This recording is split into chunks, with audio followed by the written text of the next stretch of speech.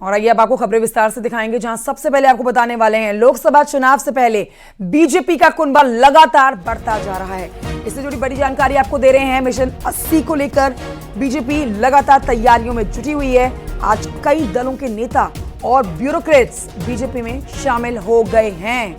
BSP नेता धर्मवीर चौधरी ने BJP की सदस्यता ली। यूपी के पूर्व डीजीपी विजय कुमार आज बीजेपी में शामिल हो गए। पूर्व आईपीएस अनुपमा ने भी बीजेपी की सदस्यता ग्रहण की। यूपी के डिप्टी सीएम ब्रजेश पाठक ने सबको बीजेपी की सदस्यता दिलाई है। अपने संबोधन में ब्रजेश पाठक ने कहा है, पीएम मोदी के मार्गदर्शन में काम हो रहे हैं। हर बूथ पर 370 वोट बढ़ाना है।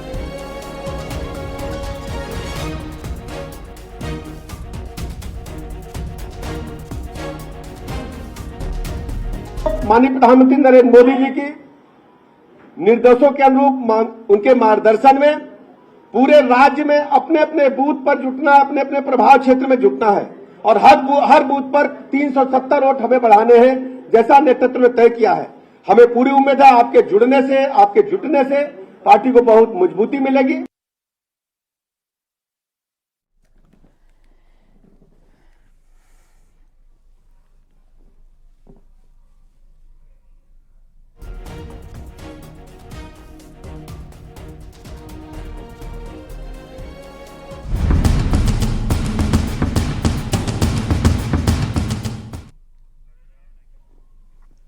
बदायूं की रण की बात करेंगे, जहां पर अब भी कंफ्यूजन की स्थिति बरकरार है।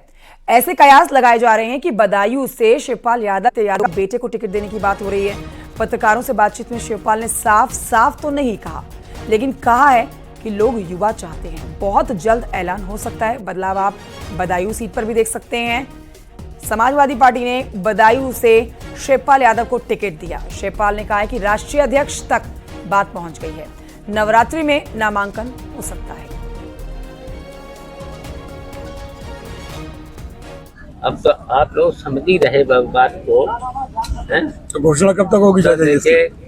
चाहे हम लड़े, चाहे आदित्य लड़े, बात तो एक बात है। इसकी घोषणा कब होगी?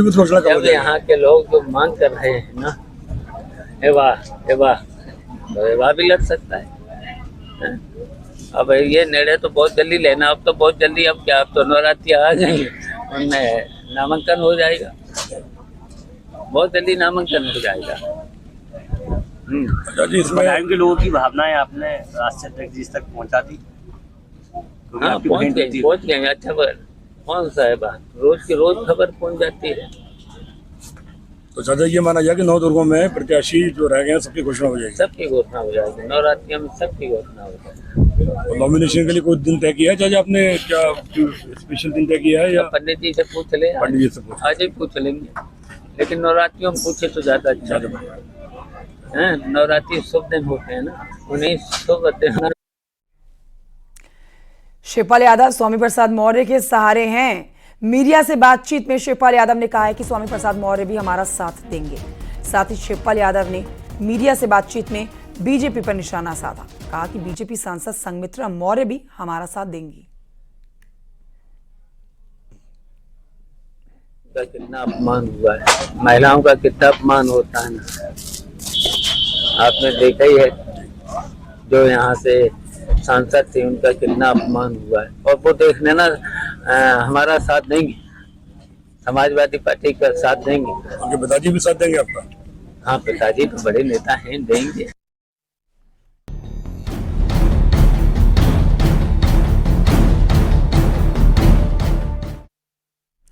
और आइए आगे बढ़ते हैं, बात करते हैं आजमगढ़ की। बीजेपी अध्यक्ष जेपी नड्डा आज यूपी में चुनाव प्रचार करेंगे। जेपी नड्डा रामपुर और बिजनौर की नगीना में चुनावी जनसभा को संबोधित करने जा रहे हैं।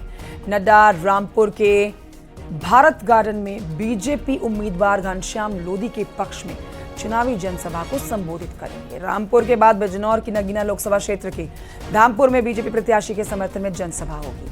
जेपी नड्डा सुबह 11:30 बजे रामपुर पहुंचेंगे। नगीना लोकसभा सुरक्षित सीट से बीजेपी प्रत्याशी ओम कुमार के लिए उनके समर्थन में जनता को संबोधित करेंगे, वोट की अपील करेंगे।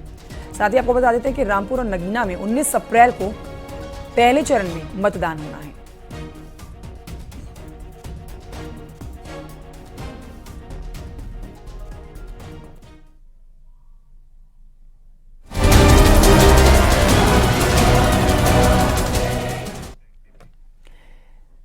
लोकसभा चुनाव में सीएम योगी की डिमांड हाई है। आज महाराष्ट्र में 3 चुनावी जनसभाओं को संबोधित करेंगे। यूपी के कई जिलों में तूफानी ताबड़तोड़ प्रचार करने के बाद अब महाराष्ट्र की तरफ कूच कर रहे हैं मुख्यमंत्री योगी आदित्यनाथ। धुआंधार प्रचार आज 3 जगहों पर करने वाले हैं मुख्यमंत्री। 3 जनसभाओं को संबोधित करने वाले हैं। आज महाराष्ट्र में वर्धा, भंडारा और नागपुर में सीएम की रैली है।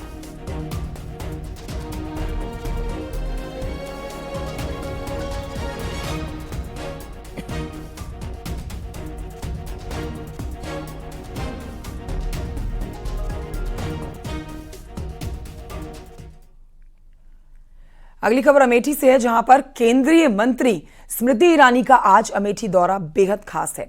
स्मृति यहां पर सलोन विधानसभा से कई कार्यक्रमों में शामिल होने जा रही है। सलोन के पारी गांव में दौरे की शुरुआत करने जा रही है अपने आज के। इसके बाद वो बहादुरपुर ब्लॉक में वीरांगना Avanti by Lodhi public inter college में आयोजित कार्यक्रम में शिरकत करेंगी। स्मृति ईरानी जिला बीजेपी कार्यालय गौरीगंज में संगठन पदाधिकारियों के साथ बैठक भी लेने वाली है।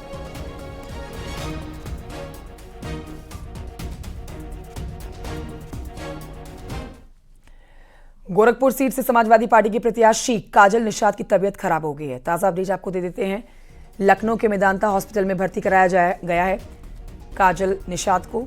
उनकी जांच की जा रही है। काजल निषाद के पति संजय निषाद ने जानकारी दी है कि रविवार को उनको हार्ट अटैक आया था। चुनाव प्रचार के दौरान काजल निषाद की तबीयत खराब हो गई थी, बेहोश हो गई थी। काफी देर तक उन्हें होश ही नहीं आया। पहले गोरखपुर के एक निजी अस्पताल में भर्ती कराया गया और अब आगे रेफर किया गया है। लखनऊ के मेदांता अस्पताल में इस समय भर्ती हैं। इलाज के बाद डॉक्टरों ने काजल निषाद को लखनऊ रेफर किया था।